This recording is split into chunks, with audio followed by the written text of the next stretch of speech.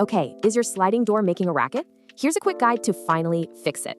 So if your door is making that awful squeaking or grinding sound, you're in the right place. First up, let's figure out what's actually causing all that noise. Believe it or not, it's almost always one of these three simple things. All right, let's get to the solution. Here's a simple 4-step process to silence that door for good. First, clean the trap. Vacuum out all the junk, then give it a good scrub and wipe it dry. Next up is lubrication, and trust me, what you use here really matters. So here's the key. You have to use a silicone spray. Avoid oils, they just attract more gunk. Still hearing that noise? Okay, it's time to check the rollers.